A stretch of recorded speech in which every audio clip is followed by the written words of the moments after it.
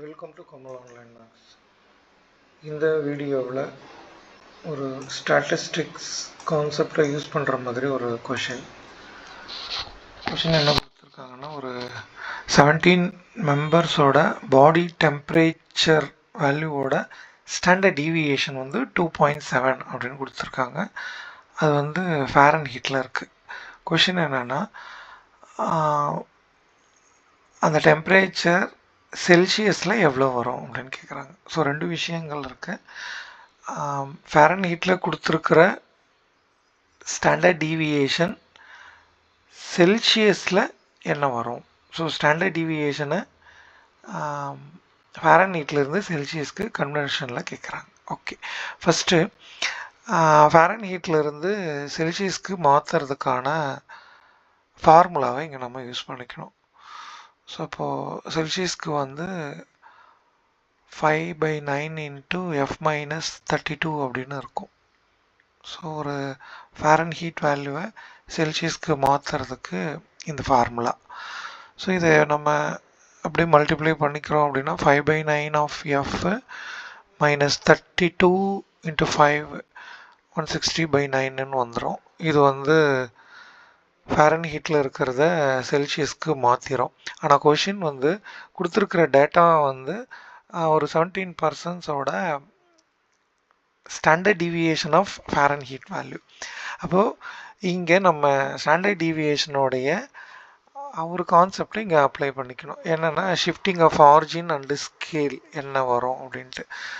Standard டீவியேஷனுடைய ப்ராப்பர்ட்டின்னு வரும்பொழுது நம்ம sum வேல்யூவை அடிஷன் ஆர் டெலிஷன் பண்ணுறதுனால ஸ்டாண்டர்ட் டீவியேஷனோட வேல்யூ மாறாது.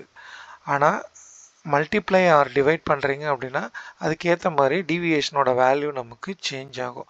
Standard deviation independent of change of origin. Independent of change of origin அப்படின்னா நீங்கள் ஒரு வேல்யூவை ஒவ்வொரு டேட்டா பாயிண்ட்லேயும் ஆட் பண்ணுறதுனாலையோ சப்ட்ராக்ட் பண்ணுறதுனாலையோ அதனோட வேல்யூ மாறாது. ஆனால் மல்டிப்ளை ஆர் டிவைட் பண்ணுறீங்க அப்படின்னா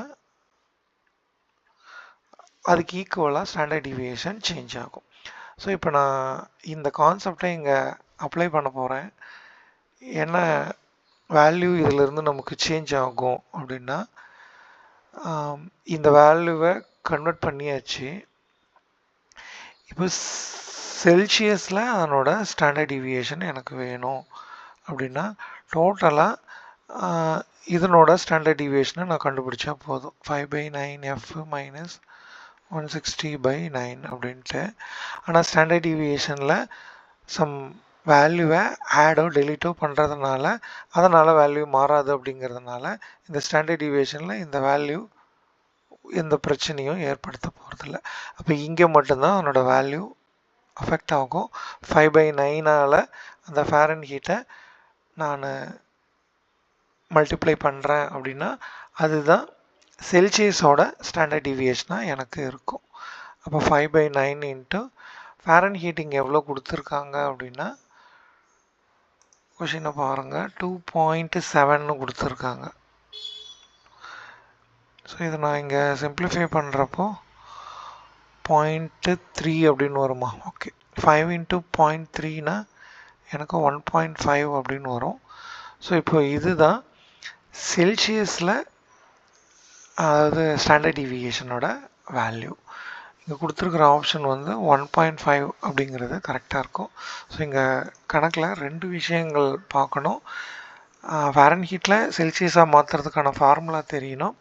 அதை கன்வெர்ட் பண்ணுறப்போ ஸ்டாண்டர்ட் டீவியேஷனில் யூஸ் பண்ணுற அந்த linearity property, adding or subtracting some constant, multiplying or dividing some constant. Standard டீவியேஷனில் அடிஷன் டெலிஷன் எந்த மாற்றத்தையும் ஏற்படுத்தாது.